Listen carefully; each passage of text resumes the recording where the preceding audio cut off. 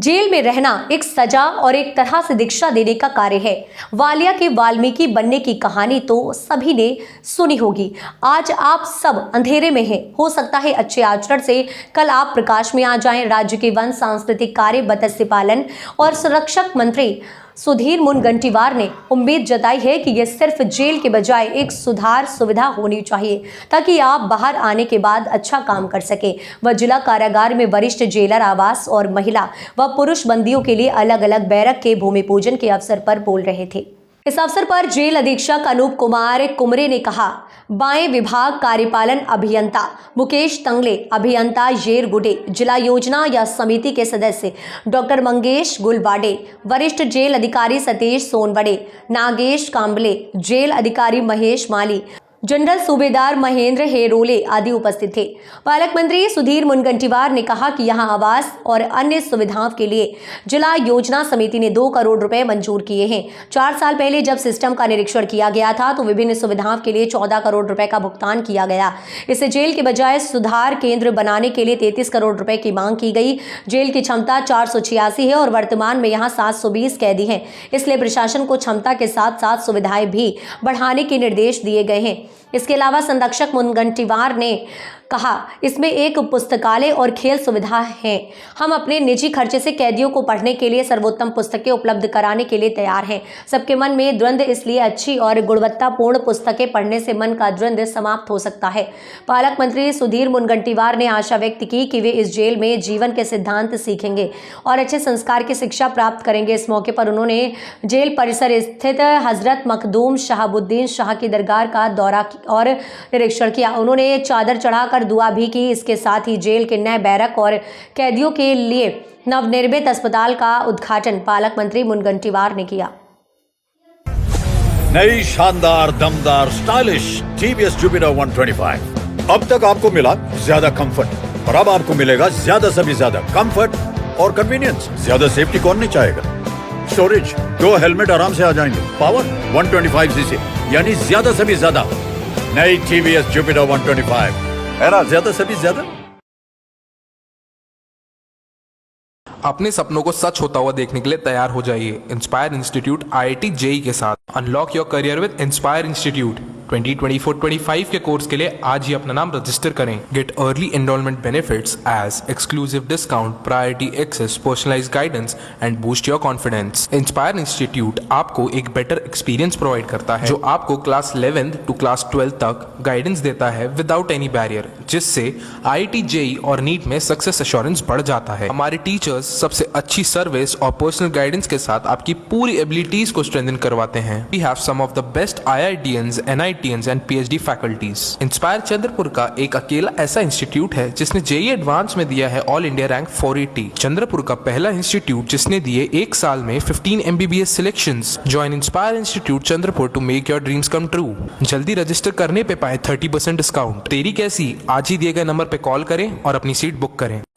कुछ वर्षों से पश्चिम बंगाल के उत्तर 24 परगना जिले के संदेशखाली क्षेत्र की महिलाओं के साथ यौन शोषण, उनकी सामूहिक अस्मिता का हनन एवं उनके परिवारों पर सुनियोजित अत्याचार राज्य सरकार द्वारा संरक्षित अपराधियों द्वारा किया जा रहा है। अभावित मानवता को शर्मसार करने वाली संदेशखाली घटना से आहत है और इसकी कठोरतम भर्त्सना करती है। विगत 10 फरवरी 2024 को पश्चिम बंगाल के राज्यपाल आनंद बोस के संदेशखाली दौरे के कारण इस विभत्स शोषण की सच्चाई बृहद जनमानस के समक्ष आई है। पश्चिम बंगाल में सत्तारूढ़ पार्टी के नेताओं द्वारा हिंदू घरों से जबरन नाबालिग कन्याओं व महिलाओं को चिन्हित कर उनका भयपूर्ण अपहरण कर राज्य में सत्तारूढ़ पार्टी के कार्यालय में लाकर अत्याचार, दुराचार करने के कई जघन्य मामले सामने आ रहे हैं।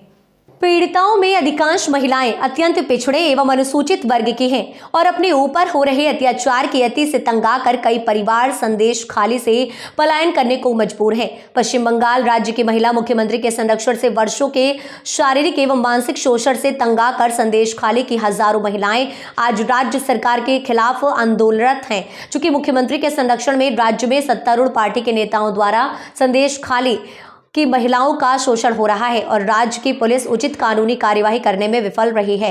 इसलिए एबीवीपी की ये मांग है कि इन महिलाओं को न्याय दिलाने में आपके द्वारा हस्तक्षेप किया जाए। न्याय की इस मुहिम में राज्यपाल, राष्ट्रीय महिला आयोग, राष्ट्रीय मानवाधिकार आयोग, राष्ट्रीय अनुसूचित जनजाति आयोग के हस्तक्षेप का स्वागत करते हुए अखिल भारतीय विद्यार्थी परिषद ने मांग निभाई है कि राज्य सरकार की संलिप्तता को ध्यान में रखते हुए संदेश खाली के पूरे प्रकरण की उच्च स्तरीय जांच केंद्रीय एजेंसियों द्वारा कराई जाए एवं दोषियों पर शीघ्र कार्यवाही की जाए।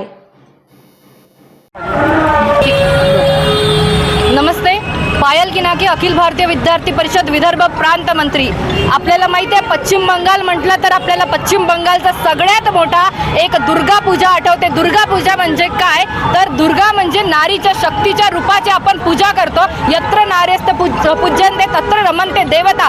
ज्या ठिकाणी आपण म्हणतो की ज्या ठिकाणी नारीचे पूजन करते त्या ठिकाणी देवतेचा वास असतो। अशा पश्चिम बंगालमध्ये आज संदेश खालीची घटना घडून येत आहे। ही संदेश खालीची घटना या पद्धतीची आहे की संदेश खाली म्हणजे त्या महिलांचे यौन शोषण केले जात आहे। त्या महिलांचे यौन शोषण नव्हे तर अस्मितेचे हनन केले जात आहे।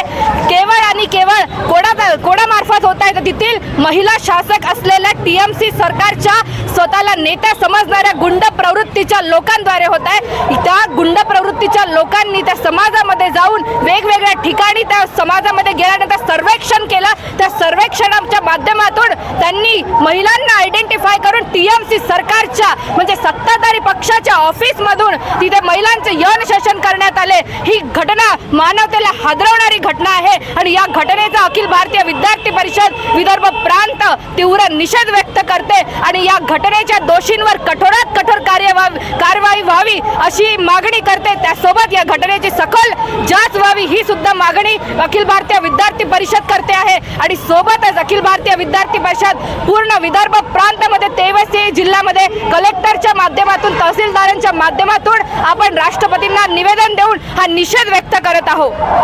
आपली बँक, चंद्रपूर जिल्हा मध्यवर्ती सहकारी बँक मर्यादित, शेतकऱ्यांची बँक, शेतमजुरांची बँक, महिलांची बँक, युवकांची बँक, जिव्हाळ्यांची बँक, आपल्या सर्वांची बँक।